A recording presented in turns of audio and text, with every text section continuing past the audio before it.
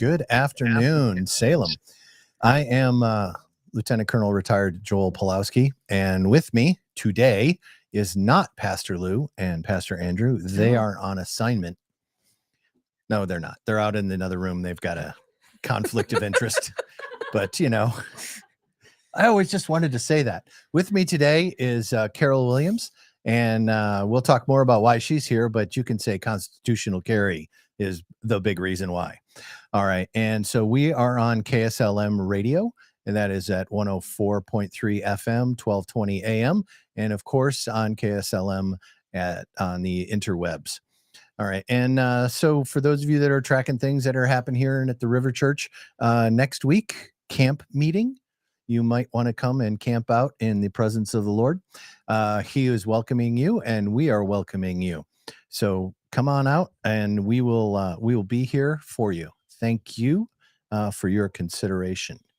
There's some other things going on in the neighborhood, so that we can talk about some of those. We will talk about constitutional carry. We're going to talk about Shemaiah Fagan and her troubles today. We're going to talk about some tolling that's going on in the bridge on I-5, and probably something else that, you know, suits our fancy. In the terms of the Marion County Republican Party, which I am still the chair of, we have our May GOP meeting is on the May 18th at the VFW. That's at 630 Hood Street here in Salem, Oregon, and we would appreciate you coming to visit. Our special guest speaker for this month will be the Oregon Republican Party's National Committee man, Solomon Yu. And for those of you that don't know why, yeah, we'll talk about that too. All right. And more fun. We will not be having a food truck this month. Sorry. Okay. But we will next have week. Cookies. But we will. Yes. Everybody go tell. What? Oh, Marty, that we will have cookies. Oh, Marty was the one that did. Yes. Marty was upset that we did not have cookies the month before last. And so, yes. And then she didn't come last month when we had cookies. So we'll have to, yes, Marty, we still have cookies. Please come. All right. Anybody else? So we're going to talk about our school board elections as well today. In case you didn't know, ballots have dropped. So go find your ballot in amongst all the junk mail in your house. It's probably somewhere in your kitchen counter. And go dig that thing out, and we'll talk about what to mark on that. Before we get that too much farther, we're going to go to, if I can find this thing. And nope, I'm still looking for stuff. I should do better show prep. That's what I should definitely do. All right. So I'm here. Yes. We're going to go. So today's theme on this show is Proverbs 6. These 6 things the Lord hates.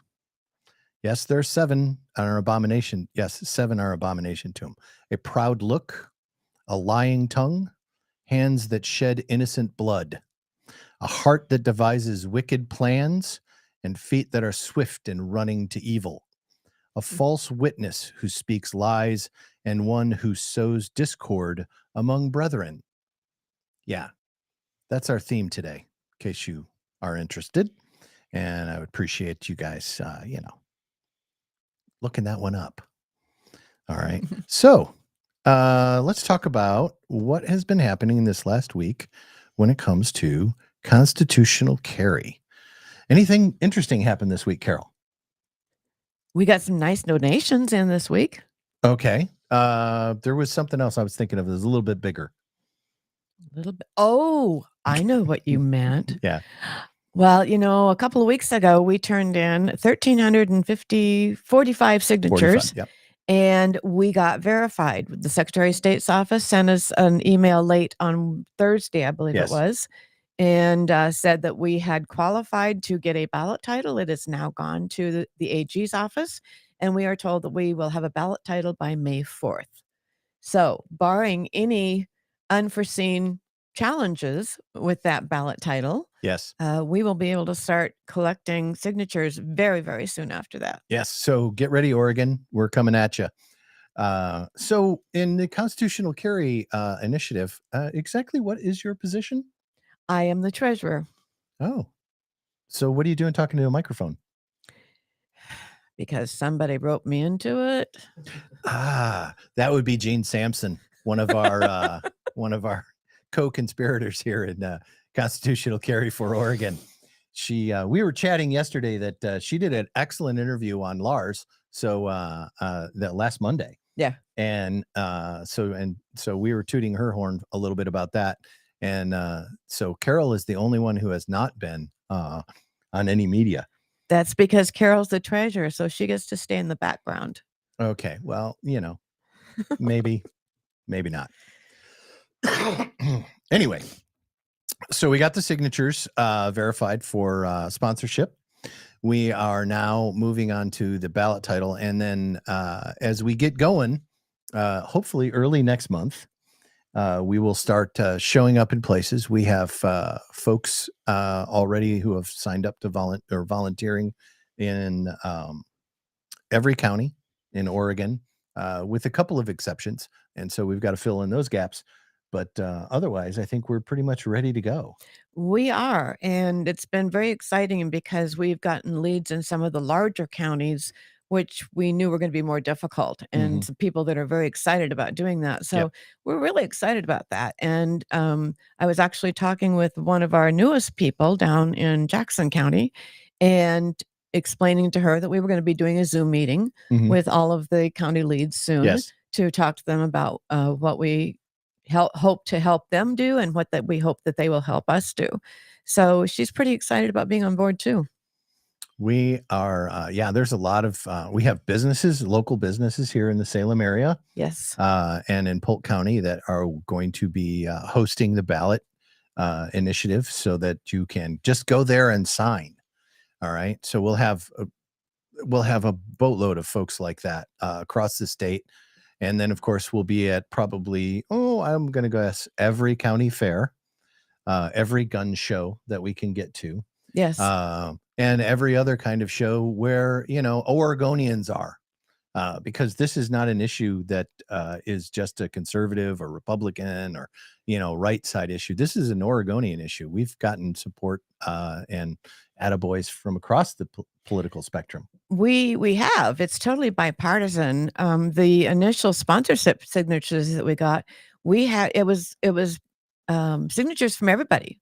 Yeah. From Democrats, from NAVs, from Republicans. And so it's a bipartisan issue. Absolutely. I'm so excited to be doing this.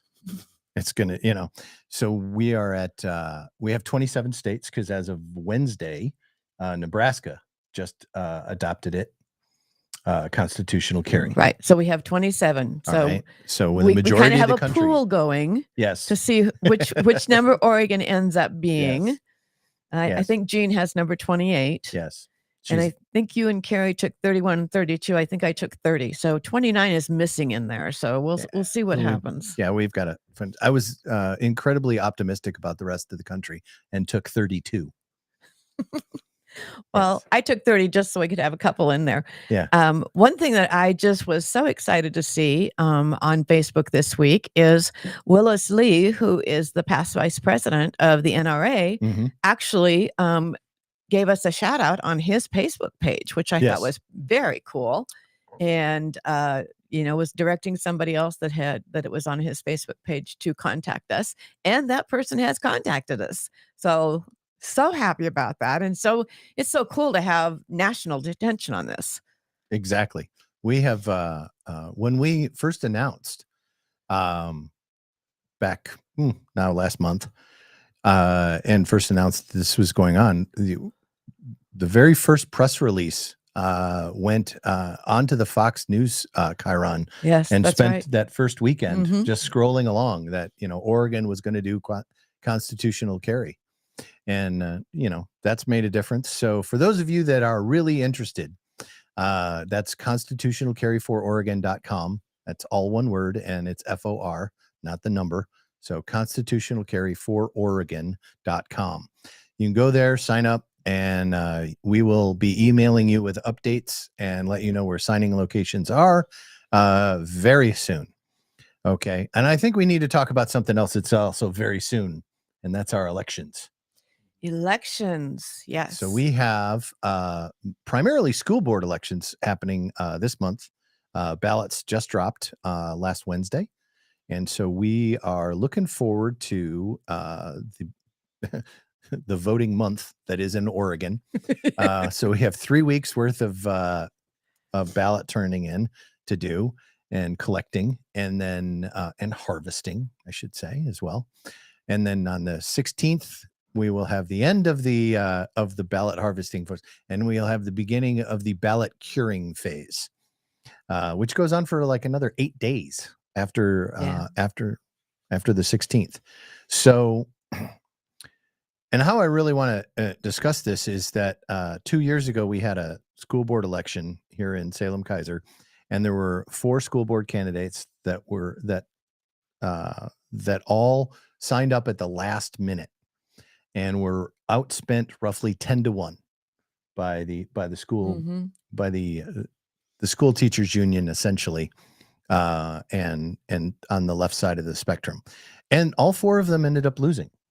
Okay, but when you look at how close the races were, so Mike Slagle lost by 321 votes. Liam Collins lost by 982 votes. And this is out of tens of thousands of votes, by the way. And Lyndon Farrington officially lost. And I remember this being a little closer, but the official number is 211 votes. All right. So Republicans turned out in the Salem Kaiser School Board race last year at 18%. The average turnout rate for the school board district was 24%. If Republicans had turned out and conservatives had turned out in the Salem Kaiser School Board race at the average, all 4 of these races would have been won. That's all. This is a turnout thing. This isn't pure numbers. Okay. The numbers are always low in these off-cycle elections. We don't have a general election this year to speak of, really. There'll be some tiny local stuff here and there around the state. But right now, we are looking at 3 races. Satya Chandagiri, Chrissy Hudson, and Cassidy Trout are running, and Satya is running for re-election. The other 2 are running for their first-time elections. And we need folks to turn out and vote. And this is important not only in Salem Kaiser. This is important in Woodburn. In Woodburn, we have the chance to flip the school board to a more conservative school board. And I was out canvassing this morning for Jimmy, whose actual first name is Santiago Puente, and Rosie Burkhoff. Okay. Doing a little door knocking early on Saturday morning. And this is what we have to do in order to make an actual real difference here. Getting on Facebook and banging away on the keyboard, okay, is nice, but you're not going to change minds. No. On that. Are you? It needs the personal contact. Yes. And so we'll be out more and you'll see us out around neighborhoods, maybe in your neighborhood, hopefully, canvassing and talking up folks. There's another canvass going on this afternoon here in Salem for our school board candidates. That's Satya Chandagiri and Cassidy Trout and Chrissy Hudson here. We also have Derek Foxworth in Silverton and Tom Buchholz. And in my neck of the woods, in the North Santiam district, is Amy Mackenzie Watts, who is endorsed. She's endorsed by dogs, too. I saw dogs voting for her. Yes, Sam is a big fan of hers. Yes, I saw that. Yes, he is. And Sam's my border collie, by the way. Anyway, so and then we have some other folks like Merrill Stutzman in North Marion. Okay, so please find those folks on your ballot and vote for them. All right, and we need to Am I getting a hand signal? There's a phone call. Okay. All right. And so we need to get them elected. And because this is not about, it's about our kids, period, full stop. It's about our kids, it's about our grandkids, it's about their safety, and it's about their educations, and so that they're educated and can handle it. So we have a phone call in. Who's on the phone, Neil? Hey. Art is on the phone. Hi, Art. How you doing? I'm doing fantastic. You're doing yeoman's work here. And let me tell you, your compadres on KSLM are pushing the election big time, which is really good. As they should. Actually need a yard sign.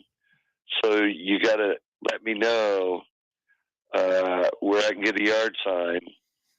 Where are you at? Are you in Salem Kaiser District, I assume, right? Oh, yeah, I'm on 5th Street. So there are a few yard signs at the River Church. Okay. On which is next to Harbor Freight. No, I know where it's at. I've been there before. I know Pastor Lew, and I know you guys, and that's what I needed to find out, because I live in a busy, very area right at the corner of 5th and Norway. Excellent. In fact, so come on by. Well, I will. I will get the sign. It's very, very important. And hey, everybody, you need to get your yard signs and get them up right now, because as you know, we have a month. My ballots will be turned in early this year. As soon as I get them, going to fill them out and turn them in. And we're going to have a great election this time, and we're going to get rid of the ones who don't care about our kids, and make a positive change. God bless you guys. Take care. Have a great weekend. I'm going fishing tomorrow. You should do that. Black guy going fishing, but all right. I need a little rest and relaxation. I've been working too dang hard. God bless. All right. Bless you, Art. Thank you. Thank you. So as Art said, it's important to get your ballot in. And there's a trend among conservatives to hold on to the ballot to the last minute. I encourage you not to do so. Okay. And the reason for that is because your ballot will not be counted until, and I'm going to say this, about 48 hours after the election is over, because that's how the process works. So we understand that this is mostly a numbers game. All right. And if you turn in your ballot earlier, and you don't have to turn it in day one, but if you turn in your ballot earlier, it will be counted earlier. Okay. And that affects the numbers, because we see through the data feedback that we get from the Secretary of State's office that we see who has voted and who has not voted. Okay. So if we know you have voted, all right, we're not going to come knock on your door. But if we don't know until the last minute, we have no chance to figure out exactly who has voted and who hasn't voted. And there is a very limited amount of time that we have in this in the election window to get people to turn in their ballots, because we have to have as many votes as possible. And we need a lot more than an 18% turnout too, I might add. So, and I think that horse is sufficiently beaten. Well, I would like to add, I worked at the Marion County elections this last election, and it was really wonderful because I got to see from the inside how they process these ballots. Yes. And, a lot of people have said, well, my vote doesn't count, or they're just, throwing my ballot away. There's been all kinds of excuses for people not to vote. And I want to just share a little bit about what happens in Marion County and how careful they are to make sure that every ballot counts. And they have what they call election board workers, EBW, and those people are hired temporarily. And you have the first opening, the group that's called the opening board, and they are the ones that take the ballots out of the envelope. The envelopes go in one stack, and the envelopes are saved, and the ballots go in another stack. Then from there, the ballots go to the next group of people who verify that the ballots don't have coffee stains all over them or aren't ripped or haven't so you've double seen my ballot. voted. Yeah, just to make sure that it's a good ballot. And if they're good ballots, then they go back then into the tabulating room. And the bad ballots are just hand done. And so those are hand tabulated as opposed to being run through machines. So when you say bad ballot, you mean a ballot that's like damaged. Correct. I'm sorry. I Yes. used the wrong terminology there. Yes. A ballot that is damaged, it has to be tabulated differently than a ballot that is not damaged. Okay. And then, of course, once those go through the machines, and Joel's right, those are counted early. We don't know the results. Nobody knows the results until election day. But if you wait till election day to turn in your ballots, that again, Joel's right, because we now have to have the whole process starts over again. And it takes about 2 days to get all of those opened and processed and back to tabulating room.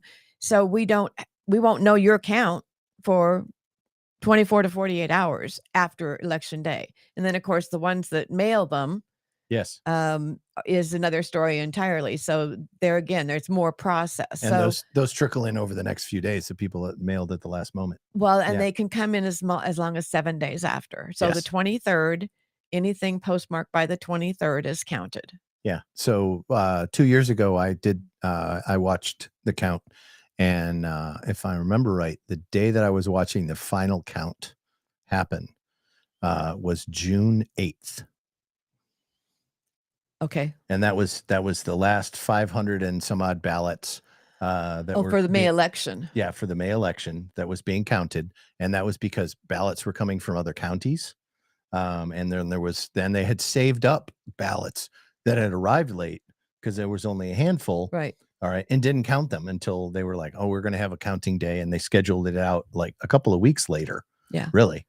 Well, and we do have ballots that, we have Yamhill County ballots come in. We have Polk County ballots come in. And so all of those have to be set aside and sent to the appropriate counties.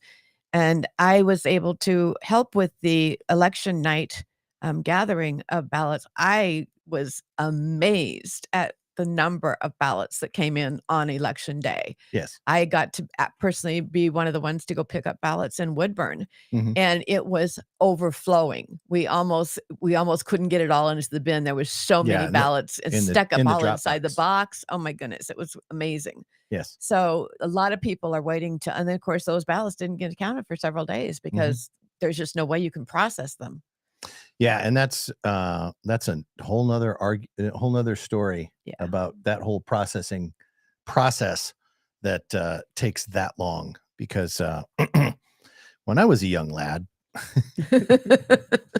we knew who won the election about 15 minutes after the polls closed, because we counted as the day went, and we counted at the precinct.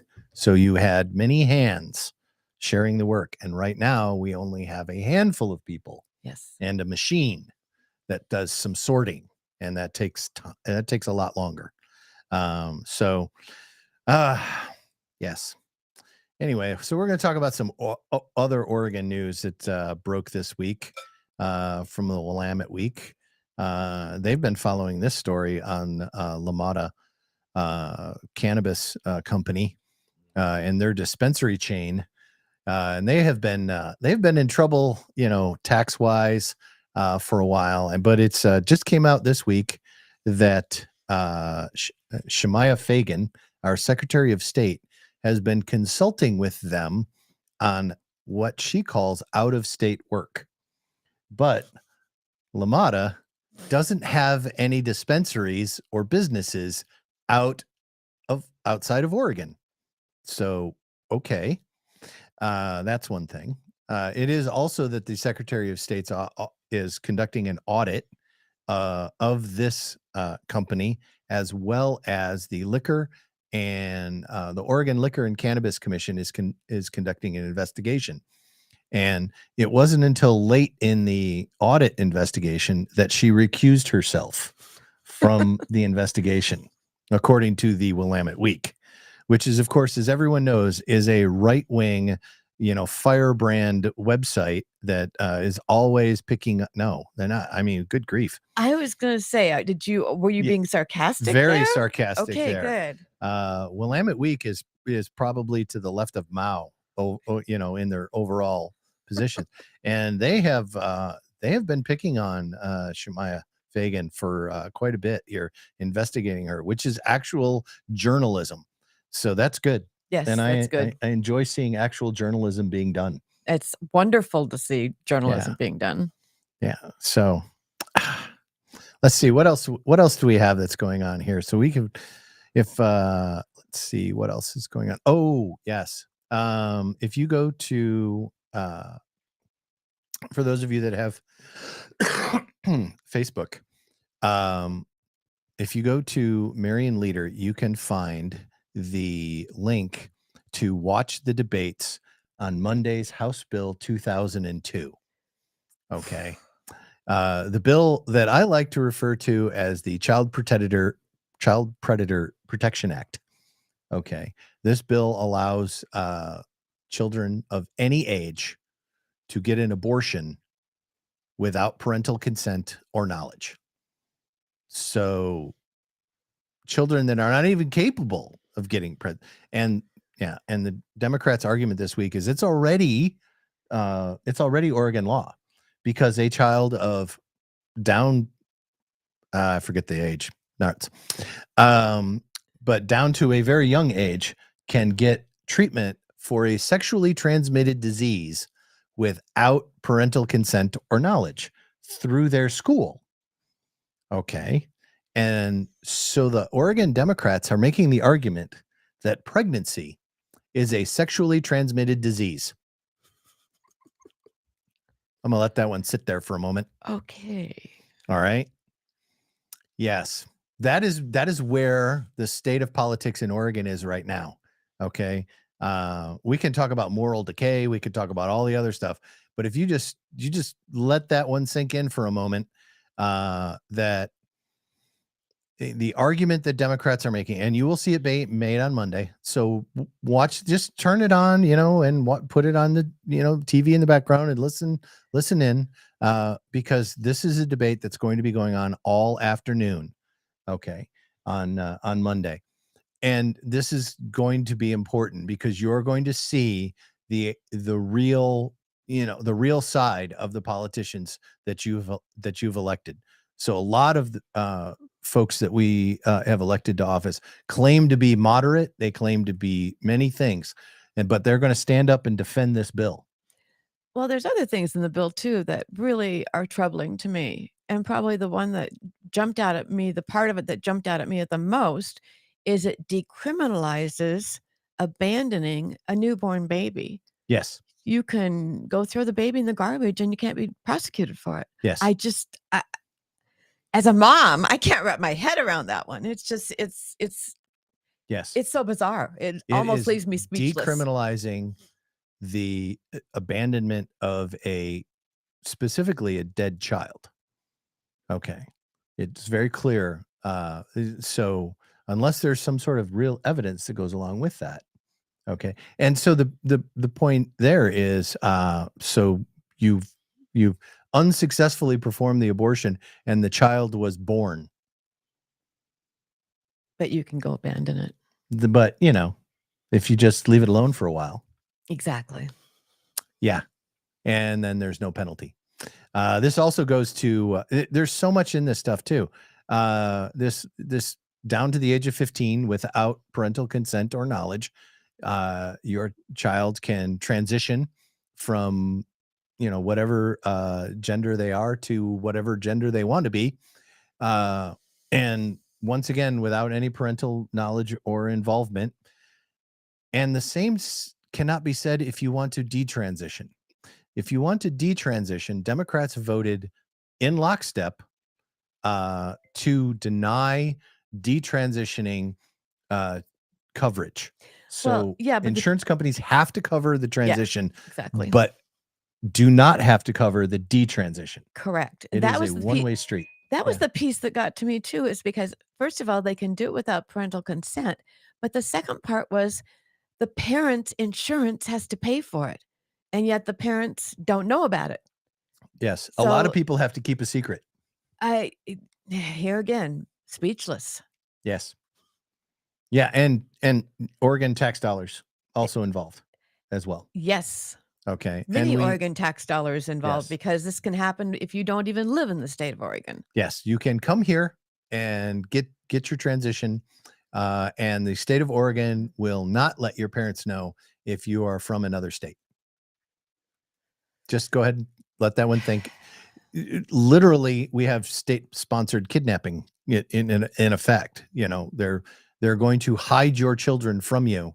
Okay, if your child should run away, and have a bad day. Okay, we've all had emotional days as teenagers.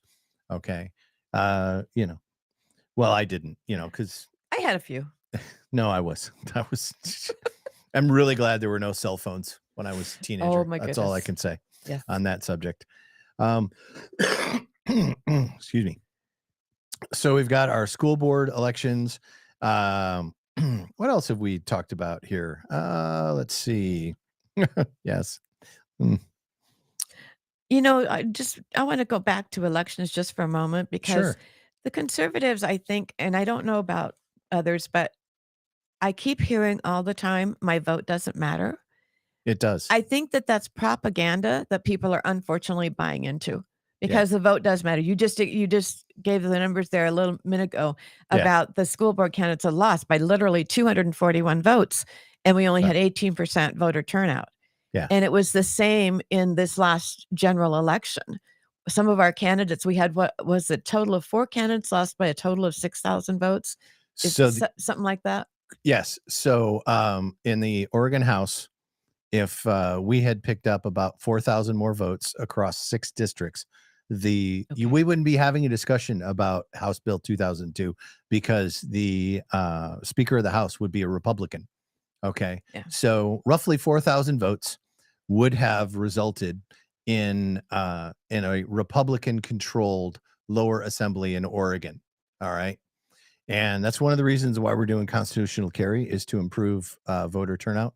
And you're like, well, it was 4,000 votes and it was in the wrong place. And, it was, okay. So statewide, all right, 126,000 Republicans didn't vote in the general election. Okay. And so House Measure 114 passed by 24,000 votes. All right. So over 100,000 votes needed. Okay. Extra. Could have been that 114 should have never passed. And it did pass because people stayed at home on their couch and didn't go to the kitchen table and vote. All right. I ran into, well, not myself, but I ran into the person who talked to a guy in while out canvassing, who is flying his flag, flying his Gadsden flag. He's got all the bumper stickers that you could want. And when approached to vote for a school board, he was like, "You're all bad, and I'm never voting." And then he complains about, and then proceeded to complain about how messed up Oregon is. Okay. Yeah. All right. You don't vote, you don't get to have a say. Yes. Sorry. Well, yeah. If you want to complain, then vote. All right. Yeah, you can complain either way. You're an American. But First Amendment rights. you might get more attention if you've actually voted. Yeah. Just saying. So 321 votes and 211 votes on 2 of the school board races that had each about 35,000 ballots turned in. Okay, in each race. Okay, so what we're talking about there is a tiny chunk of a percentage in change. All right. So we need to vote, and we need to vote vote often, as the Democrats would. No, I'm kidding. Don't vote often. Just vote once. In case you're not getting the message. In case you're not getting the message. Yes. Please go vote. Yes. And if you haven't voted yet, go vote. And I would just like to say one more thing. Vote. Anyway, so we'll change. I'm just having too much fun here. So we have another call.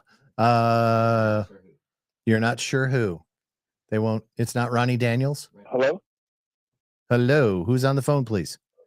Hi. This is Ted Schrock. Hi. How you doing? I'm from the river. You're from the river. Excellent. Yes.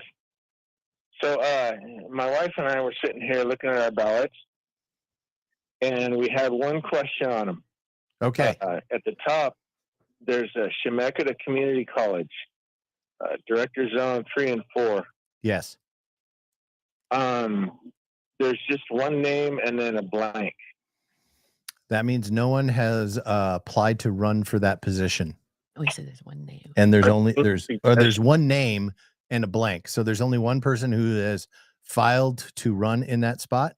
Although there might be someone who has filed the paperwork to run as a write-in candidate, you actually can't know unless they've contacted you. Oh, okay. Yeah. Okay, so there is nobody else for that spot, and it's just one person. Yes, correct. Okay. Which is why we need more people to file to run for office. Right. So we have more choices. Just filled in our ballots and we put in all the right names. So thank you. All right. Well, thank you. Thank you. Have a great day. Bless you. So there we go. Live from the kitchen table. All right. Voting as we speak. Let's see what else we got going on this week. Yeah. Well, all right. I'm kind of like mixed on talking about this next subject, but I'm going to. Go ahead. Okay. So, I may have a comment, I may not. You may not. So many of you that are listening to this show are not members of the Republican Party and don't know what's going on inside internal Republican Party politics. But recently, as in the last week or so, the Oregon Republican Party's national committee man, Solomon Yu, has had a recall petition filed against him. And this petition requires signatures from members of the state central committee and I won't go into all the details of it, for it to become up for a vote at the next state central committee meeting, which is scheduled for June 3rd. And so the people that are working on this recall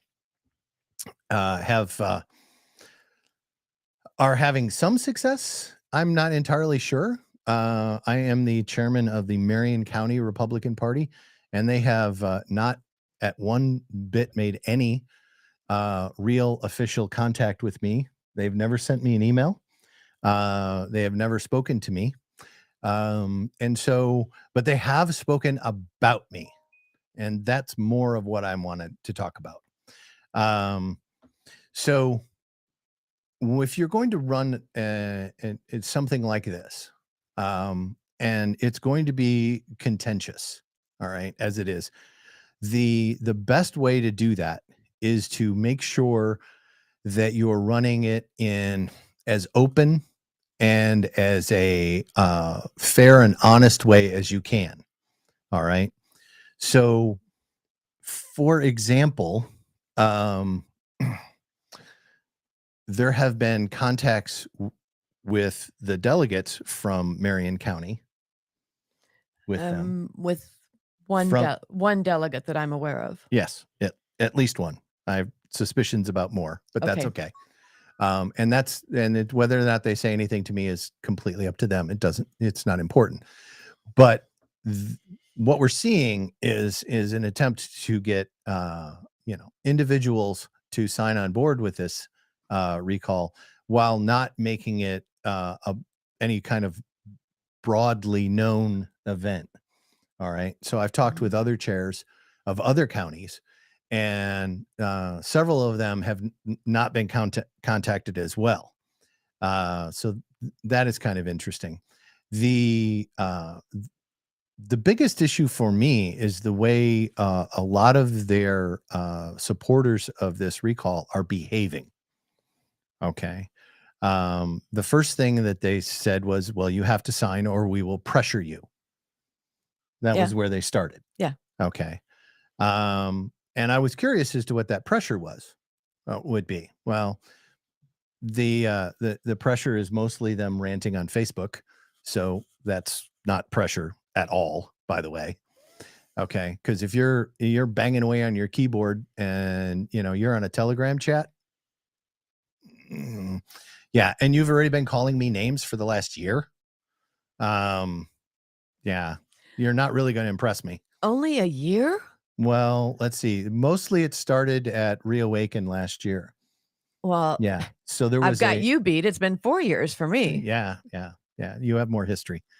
So yeah, in a second. So when we did Reawaken last year, I got to be the person that was the photographer when Carrie McQuiston, who was running for governor at the time, met Eric Trump. Correct. Okay.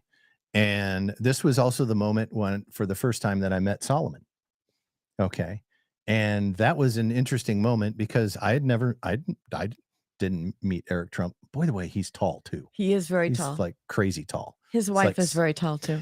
I didn't get to meet her. I got to meet her. Oh, well, that's awesome. So Eric comes into the tent and immediately goes over to Solomon, gives him a hug, and says thank you for the convention. I had no idea what he was talking about. Okay. But I was standing about 2 feet away. All right. And I was slow with the camera too. So when by the time I took the first photo, it was, they were backing up to the discussion point. But that's okay, because then there was the rest of the afternoon and that kind of stuff. And then the way this all proceeded from that moment was a lot of people decided from then on that I was a person that couldn't, that was of suspect character because I took the photos. Okay. Yes. All right. Okay. All right. So the same folks that are behind this recall, all right, have been using entertaining names for me. The latest version is Egghead. Yes, I heard that one. Yes. And yes, Sir, for those of you that can't tell. Sir Egghead. Yes, Sir Egghead. Sir Egghead. Yes. Well, that really gets it going there. And then Lex Luthor, that one I'm gonna keep. Okay. All right. That all right, because but this is the behavior of children. Exactly. Right? Junior high. All right. It's junior high stuff. Okay. I have and so when I first saw some of this stuff that people were saying about Mr. U, I looked into it and I could not find anything. And now the stuff that we're talking about now, most of it is well, there was a vote in a meeting that didn't go the way they wanted, and so we have to have a recall. The standard for a recall in the Marion County Republican Party is for someone like myself is I do something egregious and counter to the benefit of the party, like donate to a Democrat, okay, or give support a Democrat openly. Support a Democrat openly. Yeah. Okay. Or do something to harm the party significantly in some way, in some general way. Okay. So a specific vote not going your way. Yeah, that's called politics, guys. Grow up. Come on. All right. And we have someone holding on the phone. And that is one of my favorite people in the world, Anna Munson. So, all right, Anna. Hey, Anna. Hi. Hi, Anna. I'm listening now, and this is probably more important than what I had. But I just wanted people to know about the Chemeketa College. One of I think it's for the district. The person running that is not the little old lady. Okay. I just wanted them to know who he was. Yes. And I want you to know that he is one of the key administrators for the Salem Kaiser School District. Oh. that has implemented their CRT, which is supposedly not CRT. That CRT is critical race theory. Policy. And so I just want you to know that if you can, even write in anybody else. Yes. Rather than this person. Okay. Because he is not, I mean, okay, so right now, so somebody texted me this. And so I'm just letting you know. Thank you very much. So Anna, answer this question. Someone texted me just now that you are willing to be written in for the Chemeketa board position. She hung up. Okay. All right. I'm taking this as a yes. All right. So if you don't like the choice of the Salem Kaiser School Board person, and I don't even know the name. Chemeketa. He's running for Chemeketa. Chemeketa. Yes, I know, but this is from Salem Kaiser school board director. He's in some sort of leadership position. He's in some sort of leadership position. We'll go with that. If you want Chemeketa to actually turn into a real good school, write in Anna Munson. That's ANNAMUNSON. Let me say that again. ANNAMUNSON. And it has to be all of them have to be spelled correctly, because if you misspell the name, it goes to a second person. So they all have to say the same. So yes, what Anna Joel just spelled. Munson. That's ANNAMUNSON. All right. Thank you, Anna. We're gonna yeah. So one of the things, so back to before we were there. So one of the first questions that I was asked as part of this recall was whether or not Solomon would be willing to address the questions in the recall. And the answer, of course, is yes. And so that's why he's coming to the Marion County meeting on May 18th. Okay. He is also traveling to other counties and in other parts of the state and talking online with other folks around the state. And this is how you solve this problem, is by communicating.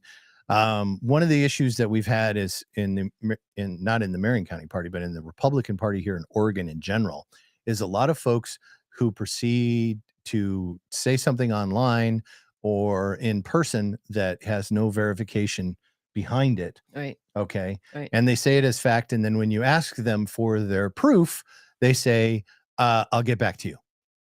Okay. And I've heard that a lot for the last year.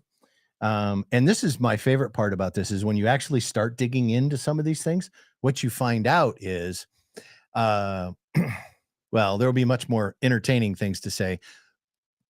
But some of the big complaints against Solomon are that, or one of them is that he tried to undermine Michael Steele when he was the RNC chair. That's a Republican National Committee chair. And the reason for this is because Michael Steele took donors and some RNC staff and went to strip clubs a lot with donor money. And that was called out. That wouldn't be cool by for me. Solomon. Yeah. And I don't understand why that would be an issue. Okay. All right. But I want to address one too. Okay. Because to me, this is a big one. And I just saw this totally flipped 180 yesterday. Yes. And that is that he tried to keep President Trump off the ballot in 2016. And that is 100% not true. I heard definitely different from Eric Trump. Exactly. Yes. If it would not have been for Solomon and Bill Courier imposing the rules and making them follow the rules, President Trump would not have been on the ballot in 2016. Yes. They were trying to parachute in Paul Ryan to replace Donald Trump. John Kasich was the other one. Yeah, and John Kasich was a backup, but Paul Ryan was the primary on that. And that was in the 2016 RNC convention. Yeah. And a lot of people don't know that. And if I hadn't just seen that yesterday where they totally flipped it to the opposite of what it was like, oh my gosh, well, that's because we're talking about something now that's 7 years old, and a lot of the people that are pushing this recall have been involved in the party for less than 2 years. All right, and they either don't know the history, or they haven't looked it up, they haven't discovered. One of the things that I've always done when I move into some place is listen for a long time. Mm-hmm. Okay. And so I did listen. All right. And one of the things that I heard often was that Solomon was a name. Solomon's name came up often, came up a lot, came up more than almost anybody else's name. All right. And when you look at who are actual leaders, they're the people that get talked about. All right. Okay. Which is why people in Umatilla County are talking about me. Okay. I have actually never been to Umatilla County to speak of. I don't know. Does I-84 go through Umatilla County? I can't remember. Yes. It does? Yes. Okay. So that's where I've been in Umatilla. I-84 passing through. That's it. All right. Didn't even stop. So this is where we're at. All right. So we're at a point right now where we are starting to make changes here in Marion County. Okay. We're doing things like constitutional carry to improve things. Okay. And I'm not doing that as a Republican. I'm doing that as Joel Pulowski. And that is action. Yes. All right. Okay. The organization that we're sitting in the middle of in this building, the River Church takes action. Okay. Pastor Lew said he's done talking about it. I'm not done talking about it though. If you were not there Easter Saturday at the Capitol Park, okay, that where was we had amazing. Yes, and you were there I too. was there. It was amazing. There was over 8,000 people there.